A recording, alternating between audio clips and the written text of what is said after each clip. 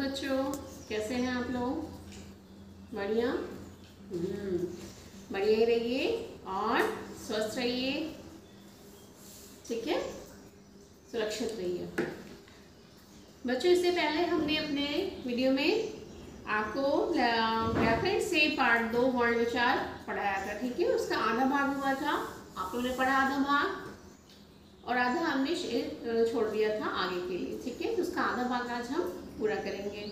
तो हमने क्या पढ़ा था वर्ण विचार में? सबसे पहले कि वर्ण किसे कहते हैं? किसे कहते हैं वर्ण? भाषा की सबसे छोटी इकाई जिसके हम और टुकड़े नहीं कर सकते हैं, क्या कहलाता है? वर्ण कहलाता है। और वर्णमाला किसे कहते हैं? वर्णों के समूह को हम क्या कहते हैं? वर्णमाला, ठीक है। हर भाषा की अपनी अपनी क्या होती है? वर्णमाला होती है। जैसे कि हिंदी की वर्णमाला छोटा बड़ा काफा पूरा और स्वर व्यंजन मतलब जिसमें पूरे होते हैं। और इंग्लिश की वर्णमाला, इंग्लिश के जो लेटर्स होते हैं, अल्फाबेट्स इसको बोलते हैं, वो A to Z, ठीक है, ये अंग्रेजी की है। तो वर्णों के समूह हम क्या कहते हैं? वर्णमाला कहते हैं। वर्ण कितने प्रकार के होते हैं हमने आपको बताए थे? वर्ण 2 प्रकार के होते हैं, एक स्वर और दूसरा व्यंजन। स्वर किसे कहते हैं? स्वर उन्हें कहते हैं जिनका उच्चारण करते समय हमें किसी अन्य वर्ण की आवश्यकता नहीं पड़ती। ये संख्या में कितने होते हैं? 11 होते हैं, ठीक है। इनका उच्चारण करते समय हम होंठ और जीभ का प्रयोग नहीं करते, सिर्फ कंठ और तालु का प्रयोग करते हैं। ये मैंने आपको बताया था ना। तो स्वर के भी 3 भेद होते हैं, एक ह्रस्व स्वर, एक दीर्घ स्वर और तीसरा प्लुत स्वर। ह्रस्व स्वर क्या होता है? जिसका उच्चारण करते समय में बहुत कम समय लगता है, उसे हम कहते हैं ह्रस्व स्वर, ठीक है। ये संख्या में 4 है। कौन कौन से? आ, इ, उ, री, ठीक। दीर्घ स्वर दूसरा आता है हमारा दीर्घ स्वर। दीर्घ स्वर किसे कहते हैं? दीर्घ स्वर उसे कहते हैं जब ह्रस्व स्वर जिन वर्णों का उच्चारण करते समय ह्रस्व स्वर से 2 गुना समय लगता है, उन्हें हम दीर्घ स्वर कहते हैं, ठीक है। मतलब कि जो हमारे ह्रस्व स्वर है, कौन से? आ, इ, उ, री, ठीक है, इनसे 2 गुना समय जब लगता है इनको बोलने में, तो वो होते हैं दीर्घ स्वर। जैसे आ, ई, उ, ए, ऐ, ओ, औ, ये 7 हमारे क्या है? दीर्घ स्वर हैं। तीसरा आता है हमारा कौन सा? प्लुत स्वर। प्लुत स्वर का प्रयोग अधिकतर हम किस में करते हैं? पुकारने के संबंध में करते हैं, या जब हम संगीत का रियाज करते हैं तब करते हैं, जैसे कि ओम, ठीक। तो जब ओम की ध्वनि निकल रही तो हम इसको खींच रहे हैं ना, तो इसमें ओम जब हम लिखते हैं बच्चों और इसको खींचते हैं तो एक एस के आकार के, इंग्लिश का जो एस होता है उस आकार का एक वर्ण बनता है, उसे हम कहते हैं प्लुत स्वर। इसको हम बोलते हैं प्लुत स्वर। इसका उच्चारण करते समय ह्रस्व स्वर से 3 गुना समय लगता है, ठीक। दीर्घ में 2 गुना और प्लुत में 3 गुना समय लगता है। अब बात आती है व्यंजन की। व्यंजन किसे कहते हैं? ठीक, जिन वर्णों के उच्चारण में हमें स्वरों की सहायता लेनी पड़ती है, ठीक है, उन्हें हम क्या कहते हैं? व्यंजन। व्यंजनों की मूल संख्या जो है वो 33 होती है और कुल व्यंजन हमारे कितने होते हैं? 39, ठीक है। तो व्यंजनों के प्रकार हमने बताए थे आपको, कौन कौन से थे? पहला स्पर्श व्यंजन, दूसरा अंतःस्थ व्यंजन, तीसरा कौन सा व्यंजन था? ऊष्म व्यंजन, ठीक है। तो स्पर्श व्यंजन किसे कहते हैं? स्पर्श व्यंजन का से लेकर मां तक के वर्णों को हम कहते हैं स्पर्श व्यंजन। क्यों? क्योंकि इनका जब हम उच्चारण करते हैं तो हमारी जो जीभ होती है वो हमारे मुख के किसी न किसी भाग को स्पर्श करती है, इसलिए हम इनको स्पर्श व्यंजन कहते हैं। इनकी संख्या कितनी थी? 25 थी ना। इनकी संख्या 25 है। दूसरा हमारा व्यंजन था अंतःस्थ व्यंजन। इन वर्णों मतलब अंतःस्थ व्यंजन वे वर्ण होते हैं जिनका उच्चारण करते समय जो जीभ होती है वो किसी भी भाग को, हमारे मुख के किसी भी भाग को पूरी तरह से स्पर्श नहीं कर पाती, वो बीच में ही रह जाती है। ऐसे कौन से 4 वर्ण हैं? य, र, ला, वा।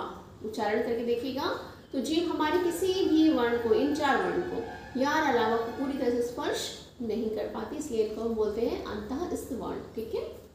तीसरा क्या था?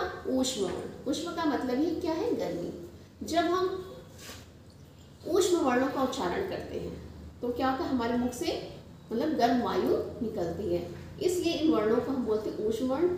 जैसे कौन कौन से, श, श, सा, हा। इन वर्णों का जब हम उच्चारण करते हैं तो हमारे मुख से क्या निकलती है, गर्म वायु निकलती है। ठीक है, इसके बाद आते हैं हमारे संयुक्त व्यंजन। ठीक, संयुक्त व्यंजन किसे कहते हैं, जब हम दो व्यंजनों को मिलाते हैं। ठीक, यानी कि दो व्यंजनों के योग से बनने वाले व्यंजन को हम कहते हैं संयुक्त व्यंजन। ठीक है, दो व्यंजनों के योग से बनने वाले व्यंजन को हम कहते हैं संयुक्त व्यंजन। ठीक, जैसे कि कौन कौन सी व्यंजन है, क्ष, त्र, य, श्र, 4 वर्ण। क्ष कैसे बना था, हमने आपको बताया था ना, का और कौन सा श, षटकोण वाला श मिलकर हम क्या बनाते हैं, श। जैसे कि कक्षा, परीक्षा। ठीक है, और दूसरा कौन से व्यंजन है, त्रा। त्रा हम किस दो व्यंजनों से मिलकर बनाते हैं, ता से तरबूज वाला ता और रा से रथ वाला रा। इन दो व्यंजनों को मिलाकर हम क्या बनाते हैं, त्र। जैसे त्रिशूल, त्रिनेत्र, पत्र। ठीक है, फिर आता है हमारा ज्ञ। ज्ञ बनता है ज और य से। ठीक है, जैसे कि विज्ञान, ज्ञान। ठीक, लास्ट हमारा क्या आता है, श्र। श्र हमारा बनता है दो व्यंजनों से, कौन कौन से वो व्यंजन है, शा से शलगम और रा से रथ वाला रा। इन दोनों को मिलाने से क्या बनता है, श्र। जैसे कि आश्रम, परिश्रम, श्रम। ठीक है, और इसके बाद हमने कौन से व्यंजन बताए थे, अतिरिक्त व्यंजन। इनके अलावा हमने दो व्यंजन और बताए थे, कौन से थे वो, अतिरिक्त व्यंजन। अतिरिक्त व्यंजन किसे कहते हैं, अतिरिक्त व्यंजन वे व्यंजन होते हैं जो जिनसे किसी शब्द की शुरुआत नहीं होती है। ठीक है, वो या तो मध्य में लगाए जाते हैं या फिर अंत में लगाए जाते हैं। ठीक है, जैसे ड़ा और ढा। जैसे ड़ा का प्रयोग हम कहाँ करते हैं, सड़क, लड़की। ठीक, लकड़ी, ये हमारा ड़ा का प्रयोग कहाँ हुआ, मध्य में हुआ या अंत में हुआ। उसके बाद आता है हमारा ढ़ा। ढ़ा मतलब जैसे पढ़ना, पढ़ाई, चढ़ना, चढ़ाई। ठीक, तो इसमें भी हमारा ढ़ा का जो प्रयोग हुआ है वो मध्य में हुआ है। ठीक, इन दो वर्णों का प्रयोग हम शब्द के शुरुआत में नहीं करते, शुरुआत होती ही नहीं है। ठीक है, अब आज हम क्या पढ़ेंगे, या तो आपको समझ में आ गया। ठीक है, आज हम पढ़ेंगे आगत वर्ण। क्या पढ़ेंगे, आगत वर्ण। अब बच्चों, आगत वर्ण किसे कहते हैं, आगत वर्ण वे वर्ण होते हैं जो अन्य भाषाओं से या विदेशी भाषाओं से हमारी हिंदी भाषा में मिले हैं, उन्हें हम बोलते हैं आगत वर्ण। जो वर्ण विदेशी भाषा से हमारी हिंदी भाषा में आए हैं उन्हें हम कहते हैं आगत वर्ण। आगत मतलब आना। ठीक है, जैसे कि उदाहरण के माध्यम से हम बोर्ड पे देखते हैं। देखिए यहाँ पे, जैसे कि ये सजा और हम दोबारा में लिख रहे हैं सजा। ठीक है, एक सजा का अर्थ हुआ सजावट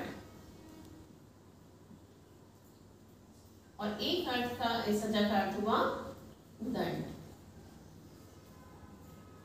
दोनों में कोई अंतर है, सजा सजा में नहीं लग रहा ना अभी। ये हमारा हिंदी का सजा शब्द है, सजा, इसका अर्थ होता है सजावट, साज सज्जा। और ये हमारा फारसी भाषा का सजा है, इसमें हम नुक्ता लगा देते हैं। ठीक, अब ये क्या बन गया, सजा, ज। ये जा है और ये क्या है, जा, जा, सजा, क्योंकि हमने इसमें यहाँ पे नुक्ता लगा के, फारसी भाषा का शब्द है जो हमारी हिंदी भाषा में ही प्रयोग किया गया, इसका अर्थ होता है दंड। सजा माने दंड। ठीक है बच्चों, अब हिंदी में दो प्रकार के आगत वर्ण होते हैं, एक होता है स्वर और एक होता है व्यंजन होता है। स्वर के कौन कौन से आगत वर्ण हैं हम आपको दिखाते हैं बोर्ड पर। स्वर आगत। ठीक है, पहला हमारा क्या है, स्वर आगत। स्वर आगत में आता है, आ के ऊपर हम लगाते हैं अर्धचंद्र। ठीक है, अर्धचंद्र, और इसका उच्चारण हम करते हैं किसकी तरह, ओ की तरह। ठीक है, किसकी तरह करते हैं, ओ की तरह। जैसे कॉलेज, डॉक्टर, डॉक्टर। ठीक है, अर्धचंद्र लगा रहे हैं पी। इसमें हम औ की मात्रा नहीं लगाते हैं, हम सिर्फ अर्धचंद्र लगाते हैं और ये किसकी तरह उच्चारण होता है, ओ की तरह।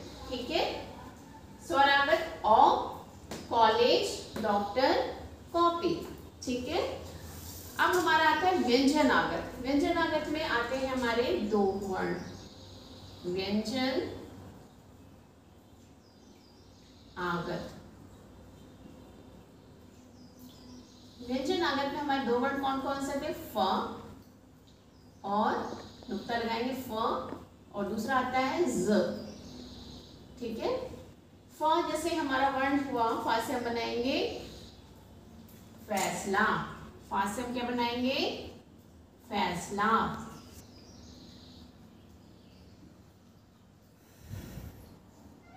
और यहाँ पे नुक्ता लगा देंगे, फैसला। सफेद, सफेद नहीं बोलते हैं, सफेद। ठीक है, और ज से हम क्या बनाएंगे, ज, जा नहीं बोलेंगे, ज, और यहाँ नुक्ता लगता है ज में। और हम वर्ड क्या, शब्द क्या बनाएंगे ज से, सजा, मजाक। ठीक है, तो ये है हमारे आगत वर्ण। ठीक है, स्वर और व्यंजन में। ठीक है, तो बच्चों हमारे दो कौन से हुए आगत वर्ण, एक स्वर में हमने क्या बताया, आ के ऊपर अर्धचंद्र, उसको उच्चारण कैसे होते हैं, ओ की तरह, और एक होता है फ व्यंजन में और ज, जैसे कि मजाक। हम लोग साधारण बोलचाल की भाषा में क्या बोलते हैं, मजाक, मजाक नहीं बोलते, मजाक, और ये फारसी भाषा का शब्द है। अब आती है रा के विभिन्न प्रयोग। रा, आपने देखा होगा कभी रा ऊपर लग जाता है वर्ण के, कभी वो नीचे की ओर होता है। ठीक है, होता है ना, कभी रा लिखा हुआ होता है, स्वतंत्र रूप में लिखा होता है। जैसे कि रा के विभिन्न प्रयोग होते हैं। पहला तो हम एक स्वतंत्र रूप में प्रयोग करते हैं, जैसे हम रा से राम, रा से रस्सी, रा से रथ करते हैं। ठीक, और दूसरा हम रा के साथ संयुक्त करके रा का प्रयोग करते हैं। ठीक है, जैसे कि जब कोई वर्ण रा से संयुक्त होता है, मतलब जुड़ता है, तो हम रा का तीन तरह से प्रयोग करते हैं। जब कोई वर्ण रा के साथ जुड़ता है तो हम रा का तीन तरह से प्रयोग करते हैं, जैसे कि प्रेम, ठीक, कर्म और ट्रक। अलग अलग चीज होगी ना, प्रेम,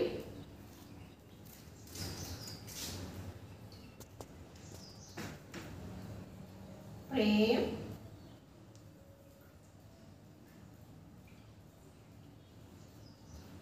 कर्म और ट्रक। अब आप इसमें देख रहे हैं बच्चों कि रा हमने किसी वर्ण के साथ, उसके वर्ण में पैर नीचे लेटा हुआ है। एक रा जो हमारे ऊपर है, ठीक है, का के बाद लगा हुआ है, और एक हमारा ट्रक में रा लगा हुआ है। अलग अलग तीन तरह से लगे हुए हैं। तो सबसे पहले हम रा का प्रयोग करते हैं स्वतंत्र रूप में। कैसे करते हैं स्वतंत्र रूप में, जैसे कि रा से रस्सी, स्वतंत्र रूप में कैसे करते हैं, देखिए, स्वतंत्र रूप में जैसे रा, रस्सी, रथ, राम। ठीक है, ये तो हमने स्वतंत्र रूप में किया कि रा आपका वर्ण आपको दिख रहा है। ठीक है, रा के रूप में दिख रहा है स्वतंत्र रूप में। अब रा के तीन प्रयोग और हैं। पहला प्रयोग हम करते हैं जब रा से पहले कोई स्वर रहित व्यंजन हो तो रा उसके पैरों में लगा होता है। जब रा से पहले कोई स्वर रहित व्यंजन हो तो रा किसमें उसके पैरों में लगा, जैसे कि हमने बताया ना प्रेम। ठीक है, स्वर रहित व्यंजन पा, जैसे कि प्रेम, इसमें क्या है, रा आप इसके पैरों में गिरा हुआ है, पा के नीचे, प रे म, प्रेम। ठीक है, और इससे सिर्फ प्रश्न, इसमें भी जो रा है वो पा के पैरों में गिरा है, क्योंकि इससे पहले स्वर रहित व्यंजन है। ग्रह, ठीक है। दूसरा प्रयोग हम करते हैं जब रा स्वर रहित होता है, यानी कि जब रा जो होता है स्वर से रहित होता है तो वह अपने बाद में आने वाले वर्ण के ऊपर लग जाता है। जब रा स्वर रहित होता है तो क्या होता है, वो अपने बाद में आने वाले वर्ण के ऊपर लग जाता है। इसे हम रेफ भी कहते हैं। जैसे कि अभी हमने बताया ना कर्म में, कर्म जब रा स्वर रहित होता है, इसमें कोई स्वर नहीं आ रहा है। धर्म तो वो अपने कर्म का में रहा है लेकिन हमने लगाया किससे, अगले व्यंजन में जुड़ जाता है। धर्म, कार्य, कार्य, ठीक है, इसको हम रेफ की मात्रा भी कहते हैं। तीसरा जो प्रकार है हमारा वो है टा वर्ग वर्णों के साथ या नीचे जोड़ता है। टा वर्ग हमने आपको बताया था, टा वर्ग में कौन कौन से आते हैं, टा, ठा, डा, ढा, अड़ा बताया था ना। जब टा, ठा, डा, ढा, अड़ा जो है वर्ण टा वर्ग के वर्णों के साथ या नीचे जुड़ता है। जैसे कि आपने देखा ना ये टा, टा के नीचे क्या होता है, ये नीचे की ओर लगता है। अगर टा है, ठा है, डा है, ढा है और अड़ा है तो वो नीचे की ओर ऐसे लगेगा। जैसे कि देखिए पहला हमने बताया ट्रक, ड्रम, ठीक है, टा, ठा, डा, ढा, अड़ा। इन वर्ग के वर्णों के साथ जो रा होता है हमारा वो क्या करता है, वो नीचे की ओर जुड़ता है। ठीक है, जैसे कि राष्ट्र, राष्ट्र में भी नीचे की ओर जुड़ता है। यानी कि जब हम नीचे की ओर लगाते हैं इस साइड में तो समझ लीजिए वो हमेशा सिर्फ टा वर्ग के वर्णों के साथ ही लगेगा। अब ये जो रा है इसका एक प्रयोग और है। जब रा व्यंजन में ऊ तथा ऊ की मात्रा लगानी होती है तो हम इसे नीचे न लगाकर कहाँ लगाते हैं, बीच में लगाते हैं ना। जब रा के साथ लगानी हो, जैसे कि रुमाल, ये कौन सी मात्रा है, छोटे की मात्रा है ना रुमाल, और रूप बड़ों की मात्रा। तो हम क्या करते हैं, जब छोटे की मात्रा बीच में लगाते हैं रा के और यहाँ पे लगाते हैं, और जब हमें बड़े की मात्रा लगानी होती है तो हम ऐसे लगाते हैं, जैसे हम लगाते हैं वैसे लगाएंगे, लेकिन हम रा के नीचे न लगा के बीच में लगाएंगे। तो ये हो गए आपके रा के विभिन्न प्रयोग। बच्चों रा के प्रयोग समझ में आ गए ना। अब आता है हमारा वर्ण विच्छेद। शब्द के वर्णों को अलग अलग करने की विधि को हम क्या कहते हैं, वर्ण विच्छेद। ठीक है, शब्द के वर्णों को अलग अलग करने की विधि को हम क्या कहते हैं, वर्ण विच्छेद। चलिए हम इसको उदाहरण देखते हैं कैसे। जैसे वह शब्द है हमारा, मान लीजिए किताब, क्या है, किताब, किताब। अब इस शब्द के वर्णों को हमें अलग अलग करना है। तो का में क्या कौन सी मात्रा जुड़ी है, का में कौन सी मात्रा जुड़ी है, छोटी की। हम क्या लिखेंगे, क, ए, त, आ, ब। तो क्या हमारा बना किताब का ई, ता, आ, ब।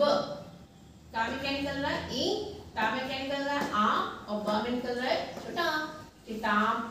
इसी तरह से राम, तो रा कैसे बनाएंगे, रा, धन कौन सा आ निकल रहा है, बड़ा, धन, म, और माँ में क्या निकल रहा है, आ, राम, किताब, राम। ठीक है, काजल, काजल। काजल में हम कैसे बनाएंगे, क, आ, ज,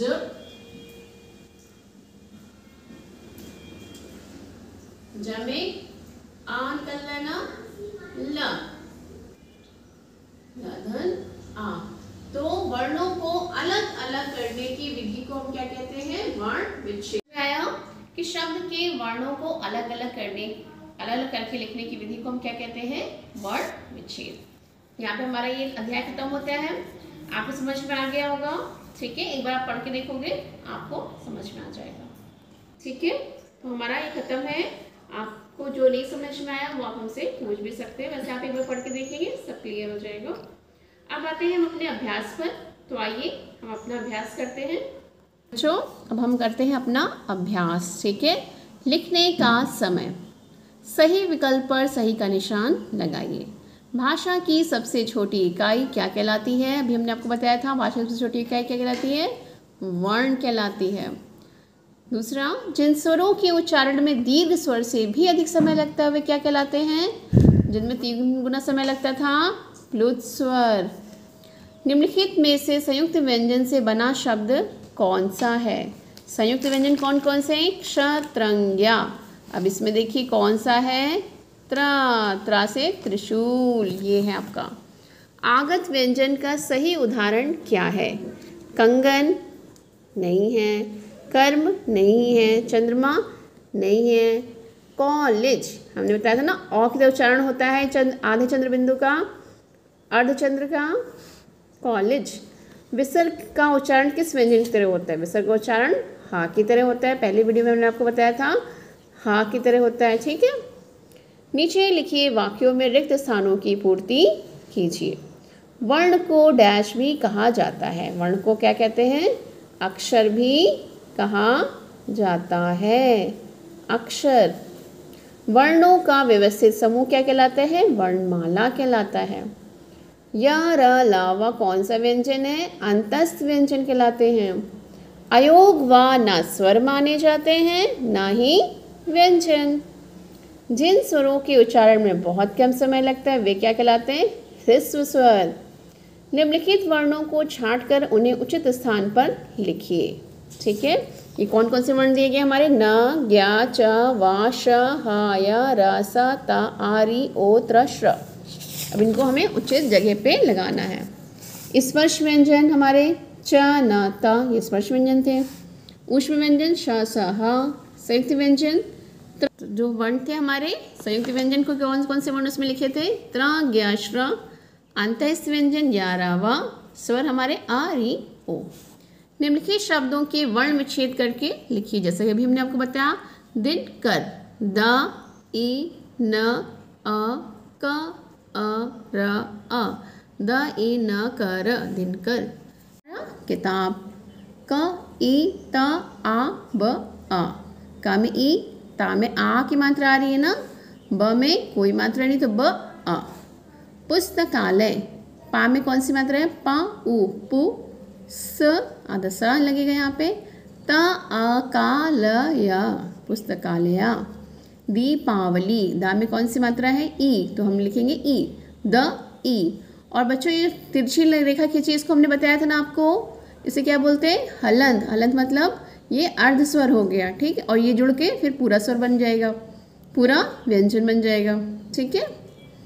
दरवाजा, द, अ, र, अ, व, आ, ज, आ, दरवाजा, ठीक है। खेल खेल में द्वितीय व्यंजन से 2-2 शब्द बनाइए। आधा च और पूरा च, च।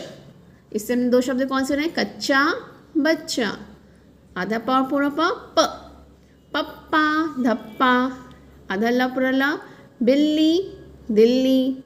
अन्न, भिन्न। निम्नलिखित शब्दों पर अनुस्वार तथा या अनुनासिक लगाइए। जिसमें अनुस्वार लगना है उसमें अनुस्वार, जिसमें अनुनासिक लगाना है वहाँ पे अनुनासिक लगाना है।